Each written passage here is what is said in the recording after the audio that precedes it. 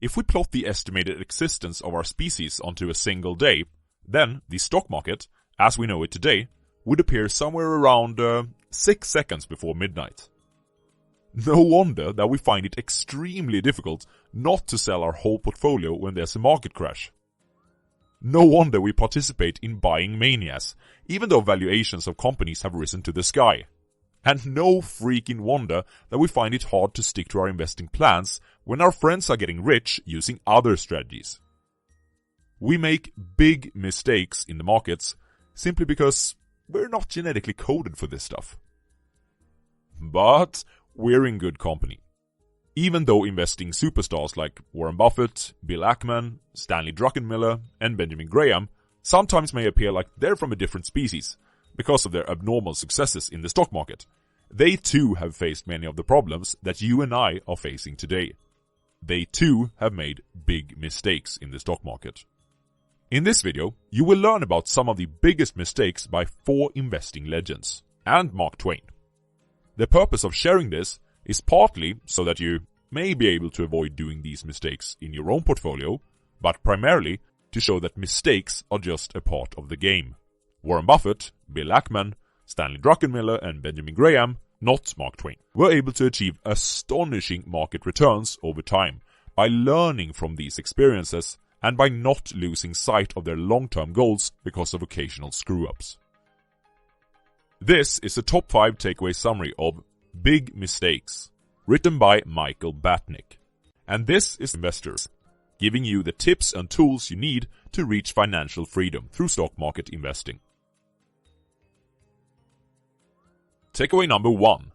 Warren Buffett and the availability heuristic. Warren Buffett is arguably the greatest investor of all time. Together with his right-hand man Charlie Munger, he has created the largest conglomerate in the entire world, Berkshire Hathaway. They've accomplished this by investing successfully in companies for many decades now. But even legends such as Buffett has occasional hiccups. In 1991, Warren Buffett acquired the shoe company H.H. Brown through his Berkshire Hathaway. H.H. Brown proved to be a tremendous investing success. In 1992, Buffett bought another shoe company called Lowell Shoe. Again, the success was pretty much immediate.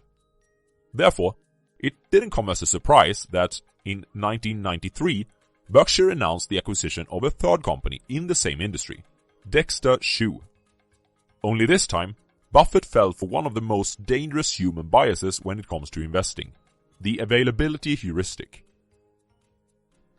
The availability heuristic is a mental shortcut that relies on immediate examples to come to a given person's mind when evaluating a specific topic, concept, method, or decision. Warren Buffett saw a company within an industry that he had been successful in on multiple occasions previously, that had a fine top management, and that could be acquired at a fair price. No wonder this seemed to make sense to buy. The only problem was that Dexter Shoe wasn't H.H. Brown, or even Lowell Shoe. It just appeared to be a similar situation, and the examples were readily available in Buffett's mind. The difference was that Dexter Shoe didn't have the same type of moat around its business as the other two, and because of this, it got crushed by low-price competitors from countries like China. Just 6 years later, Berkshire Hathaway decided to write down all of the goodwill from the acquisition.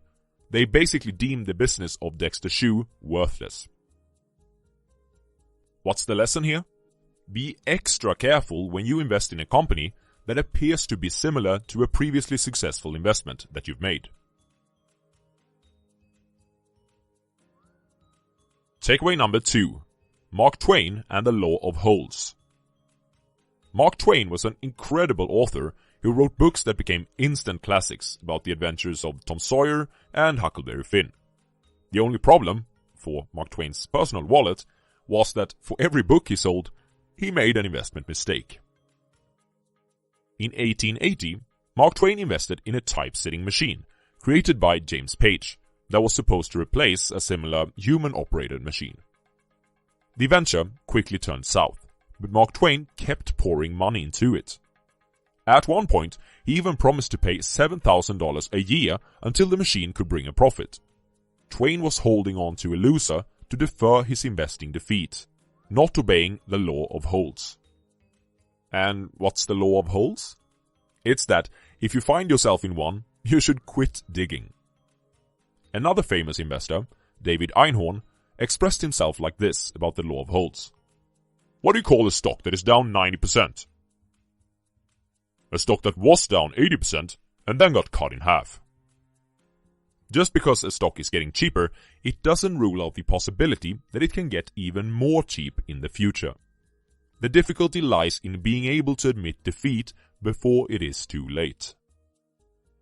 What can we learn from this? It's important to decide beforehand how much you are willing to lose for every stock purchase that you make, either as a percentage or in absolute numbers. This way, it's much easier to quit digging before you bury your bank account in losses. Takeaway number 3. Bill Ackman and ego. Bill Ackman is one of the most famous and successful activist investors ever. An activist is an investor that uses his equity to take a stake in a company to put pressure on the management in a certain direction.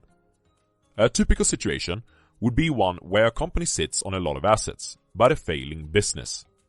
An activist could pressure the company to sell off its assets so the shareholders can cash out, instead of keep throwing good money after bad.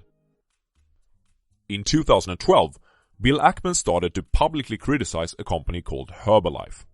He claimed that the company was basically a pyramid scheme, and announced that his hedge fund, Pershing Square Capital Management, sold the company short, meaning that he was betting that the stock would crash.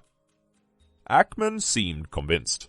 In 2013, he was on Bloomberg television and stated that his short position was between $400 million and $500 million in the red, but that he would hold on to his position to the end of the earth.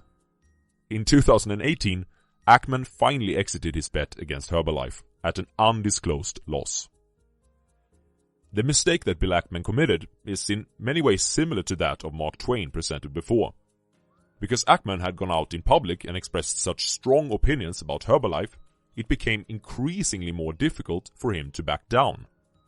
Even though evidence that contradicted Ackman's theory kept pouring in, he would have none of it. What's the lesson? We shall never forget that the purpose of investing is to make money, not to be proven right. Therefore, one must be very careful about expressing opinions about his stock market investments. It could create a situation where your ego gets in the way of making the correct financial decision. Takeaway number 4. Stanley Druckenmiller and investing that fits. Stanley Druckenmiller is one of the most successful macroeconomic investors of all time, and between 1981 and 2010, investors in his hedge fund received an annual return of approximately 30%. This is an investing track record that few can compete with.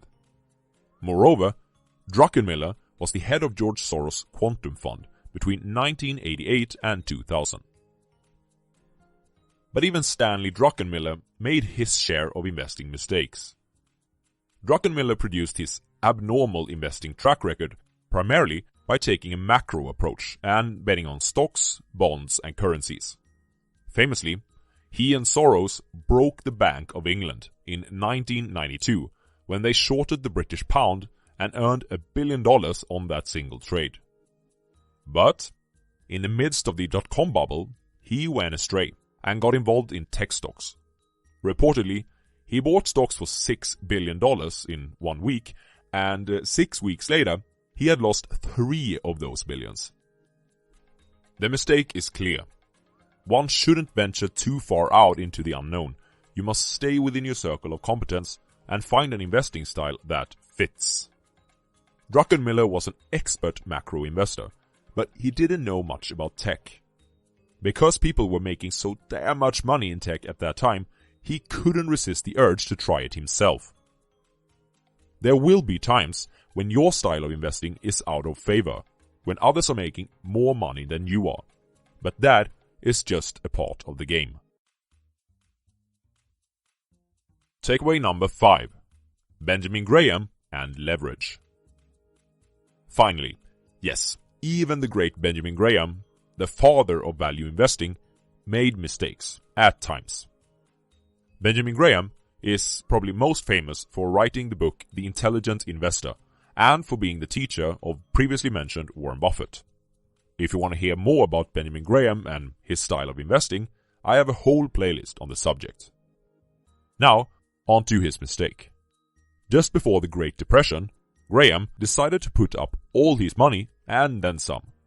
In 1929, the Dow Jones fell, and Graham's portfolio fell with it.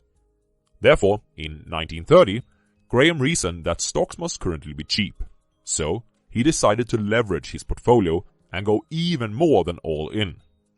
In 3 years, he had wiped out 70% of his investing account. The takeaway here is that no investment style is immune to short-term fluctuations in the markets, not even that of the legendary Ben Graham. The lesson should be that an investor must construct a portfolio so that he captures enough of the upside in a bull market as to not feeling left behind, and so that he survives a bear market when everyone around him loses their minds. And that's it. Remember, the great learn and grow from their mistakes. Normal people are set back by them.